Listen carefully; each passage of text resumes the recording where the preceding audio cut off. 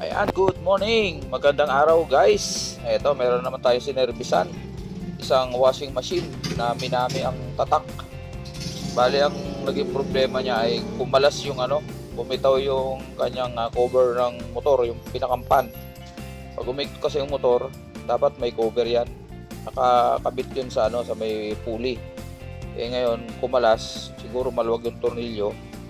Kaya bumigay, maingay, makalampag sa ilalim. So ayan, binabaklas natin yung pinakang pulley para matanggal yung cover. Yan yung plastic na yun. Ayan, naka-mute ako guys dyan dahil ang ingay ng aso. Grabe lakas ng kahol. Ayan, bumigay yung pinakang cover niya, yung pinakang pan. Ayan bumigay yung, lumaki yung butas, natanggal yung tatlong tornilyo. So gagawa natin ang paraan niya kasi walang mabibilan dito sa Naik. Pupunta pa ng Maynila, pero pwede pa naman gawa ng paraan. Bubutasan natin yan na panibago. Gagamit tayo ng panghinang para mabilog yung sakto lang yung bilog para sa tornilyo. Yan, magtutornilyo tayo sa yung pakating kasi maluwag na yung butas lumaki. Ayan, tatlong butas na yan. Ay, yung may tanda naman mayroong marker. So susundan na lang natin yung marker para magkaroon ng butas. Nagamit tayo ng panghinang. Ayan. Importante kasi yung pan na yan guys, kaya kailangan natin nagawa ng paraan. So ayan, nabutasan na natin. Gumamit tayo ng panghinang guys. So makikita nyo may butas na tatlo. Ayan sakto lang yan para doon sa malit na tornilyo. Hindi pwedeng masyadong maluwag. Kailangan sakto-sakto lang. Ayan. So kakabit na natin yung pinakang pulley. Ayan. Mayroong ako nakita sa labas sa junk shop. Ayaw naman patanggal yung kasi kasama yan sa motor ay patanggal nung may-ari. So remedyohan ko na lang kaysa magpupunta pa ako ng Maynila. Ayan. Okay na, nakabitan na natin yan. Nalagyan na natin ng butas. Kinakabit natin yung pulley. Ayan. So kailangan pantay. Hindi po pwedeng tabingi yung maluwag sa kabila mahigpit. Kailangan lapat na lapat siya para hindi siya magwiwigil. Kasi pag once na hindi pantay yung pagkakaipit mo yan, tornilyo, ay magwiwigil siya, maingay.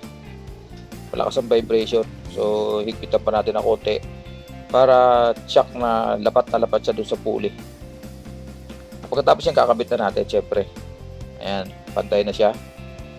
So kakabit na natin. Hindi ko dala yung cellphone holder ko, kaya nakapatong lang yan, kaya hindi masyado makita yung ginagawa ko. Pero kasi ibabalik lang naman yan doon sa pinakang shafting ng wash motor. Ayan. So biglaan tawag lang kasi yun, inigpitan ko na para hindi kumalas. Siyempre adjust pa natin yan, yung kailangan tumama yan doon sa pinakang gearbox, yung pulley ng gearbox tsaka pulley ng motor, para hindi mahirapan yung fan belt. Ayun, kabit na natin yung fan belt. Check lang natin kung naka-align yung fan belt sa gearbox. Kailangan pantay yung pinakang groove, pinakang dinadaanan ng fan belt, para hindi madaling masira yung fan belt. Kasi pag tabi nga siyempre magkikiskisan sa pinakang pulley.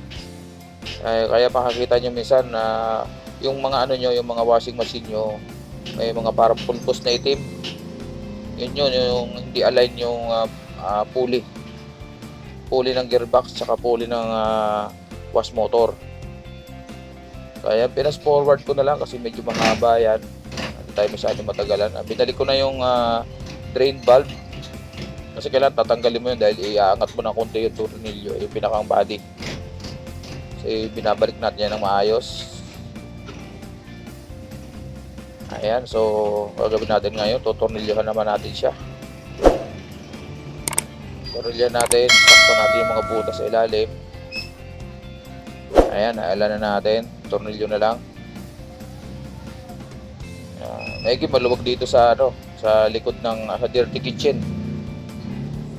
Kasi malaki yung bahay guys malayo yung paglalabas at dadaan pa sa sala. Kaya diyan ko na lang hinaga ko na lang yung ingay ng aso guys Kaya nag voice over na lang ako dahil grabe lakas ng kahol ng aso. May echo eh. Hindi tayo magkakaintindihan. Ayan. Kaya nang maga lang yan guys. January 26. January 26. Kaya nang maga lang yan. Mga alas 9 ko yan, pinuntahan. Nag-text kasi sa akin yung customer. Nung nakaraang buwan, ginawa ko naman yung dryer nila, palit motor. May tumingin na raw na ibang technician pero motor talaga ang diagnose. So pag pinacheck din sa akin, siguro nag second opinion, tinester ko, talagang motor ang sira. Ayun, testingin na natin guys. Ayan, layo kasi ng nasaksakan. Tinesting ko muna doon sa malayo.